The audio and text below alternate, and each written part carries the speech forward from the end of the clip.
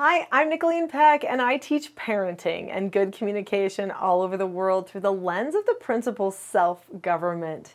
And in this video, we're talking about 9 lessons you should avoid teaching children.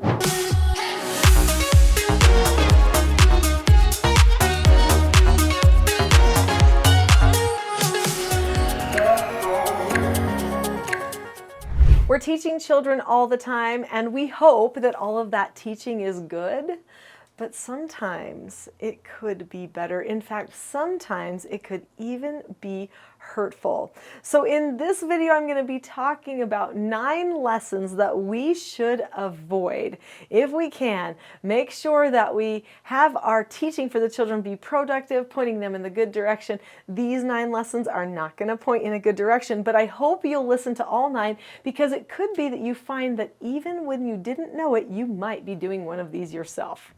Lesson number 9 that you want to avoid is teaching children to follow their feelings. I know that sounds weird, like what? I thought that society wants us to teach children to follow their feelings.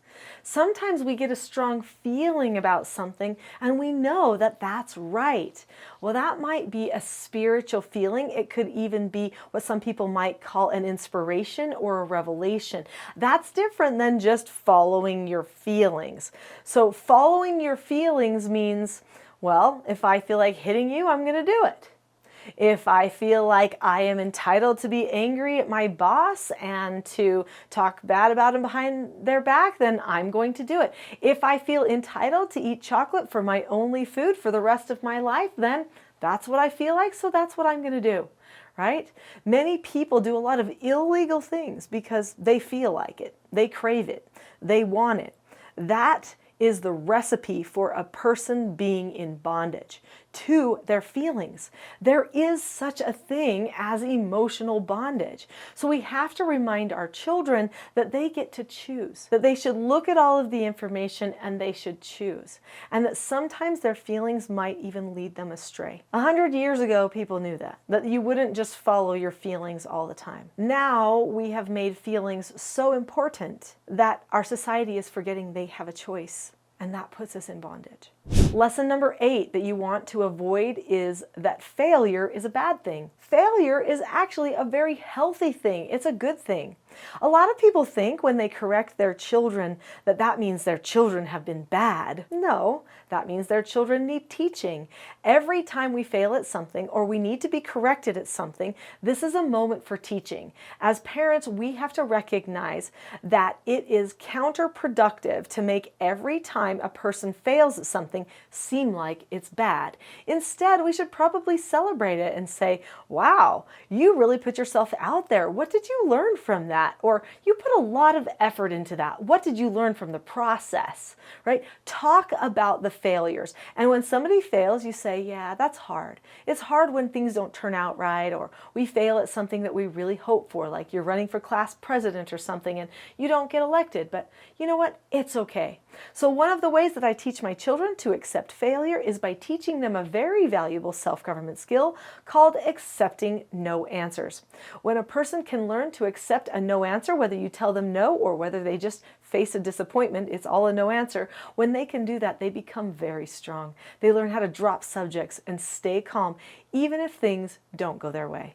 Lesson number 7 that you want to avoid is that hard times have to stay with you forever. They don't. You can decide to let something go. I know that's easier said than done. How do you teach your child to accept that they got a bad score on the test? Well, there's a skill for that. It's called accepting a consequence. When a person accepts a consequence, they learn to look at a person or situation, keep a calm face, voice, and body, say, okay, that happened, or disagree with appropriately with the person. Then they accept the consequence. If they got the bad test score, they say, I earned that. I didn't study. It's okay. And then they drop the subject. They move on from there. They don't think about it anymore. They choose to let it go and to move forward. Our society has a problem. If one person knows of anything bad that has happened to them or to somebody else, they don't let it go. It just persists and persists to the point that we are starting to argue over things that maybe happened to a great-great-grandparent, but we're not going to be over it. We can let go of things. We can see each moment as a new opportunity instead of looking at it through the lens of some past misfortune. Why would we cast such a shadow on our lives? It's just pessimism. So teach your children to accept the consequences of life and teach them optimism. Number 6, a lesson that you want to avoid. Do not teach this, is that there are good people and there are bad people. And good people only ever do good things, and bad people only ever do bad things.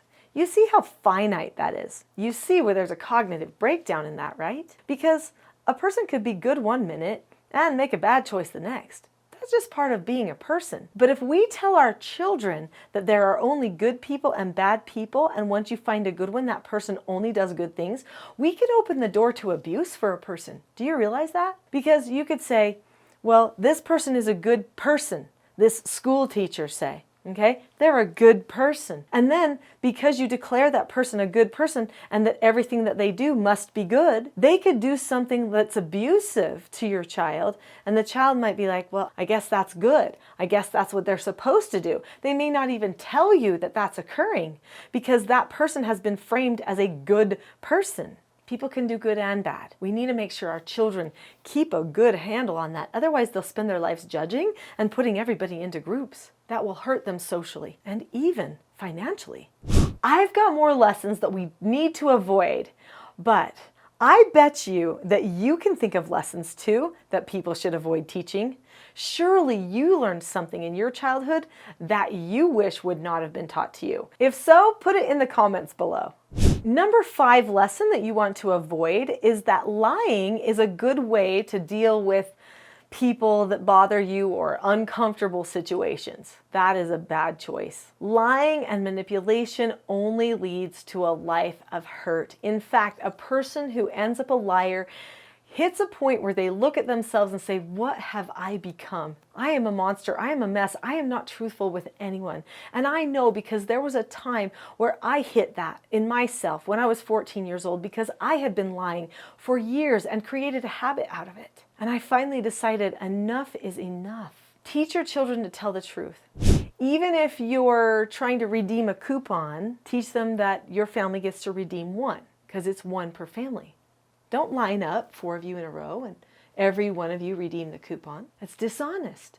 Or when somebody's calling you that you don't want to talk to, don't tell your child, tell them I'm not here. You may be trying to avoid an uncomfortable situation, but you just taught them that there are reasons lying is okay. Don't do that. It will hurt them. It will damage their relationships, and they will end up very frustrated. Lesson number 4 that you want to avoid teaching is that what happened to you is someone else's fault. Sure, people can do things to us. We can be the victim of unfortunate circumstances sometimes.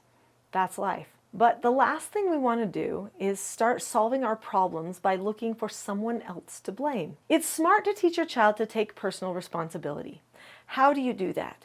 By praising them, instructing them, correcting them. When you consistently correct your child in calm and loving ways, they will see that it's actually okay to do something wrong. It's okay to be corrected. It's okay to take personal responsibility. This will be so much better for their relationships. They will find themselves seeking to understand people instead of throwing people under the bus to try to push responsibility away from themselves. The third lesson that you want to avoid is that other people can control our feelings. Not true. Not true. You get to control your own feelings. Can someone do something that then you have a feeling about? Absolutely. And should some of those things be discussed? Oh, yes. But should we ever cross the line and say, well, you made me feel this way? Nope, because that's not true. It's an untruth that leads to entitlement, and it ends up encouraging a person to not handle their own issues. If you want a strong child, they have to be able to admit that they were wrong, be corrected, fix things, and move on. Not look for someone else to blame, even with things related to their feelings. Sometimes we have to look at a situation and say, I feel hurt right now. And that person did do something that was hurtful, but I'm not going to choose to keep this feeling of hurt anymore. I'm going to let it go. That's how people heal. They choose to move on. It's a healthy thing. Number 2 lesson that you want to avoid teaching someone is that you can't change how you are. You are how you are. Not true. Everyone's changing all the time. In fact, the best relationships, the best marriages, those are relationships that are built upon change. People grow together as they change and become better and better and better. And how are relationships ruined? When someone refuses to change. Now, I know everyone says, well, you shouldn't try to change someone in a marriage relationship, or you shouldn't try to change your child. Really? Why do they need a parent? And obviously, I can't change my husband in my marriage relationship, but hopefully I picked a man who wants to change, who wants to be a better version of himself, because if not, I'm going to keep changing and I'm going to leave him in the dust, and then where are we? Then there's a distance. But I can't be satisfied in my life if I don't change and become better and better, because then I'll be using him as an excuse, and then I'll resent him. So ideally, everyone changes. They just keep changing, keep improving. And you know what? We're learning our whole lives. It really does hinge on the whole idea that everybody can and does change for the most part. Don't label your child and say, well, this is just how you are. No, just say, hey, you know what? Anyone could do this. It could happen. We don't have to accept that as what's going to happen in the future. Let's decide how we can change. Let's make a better plan for ourselves so we don't have this problem going forward. But it's okay to recognize a mistake. That's okay. Don't make excuses for your child. Don't put them in a box and keep them there. I wouldn't even be able to teach the stuff that I teach on this whole self-government channel if I hadn't changed the way I was communicating with everyone. My parents, myself, my children, my husband. If I hadn't learned self-government for me, I would have nothing to say. Change is powerful.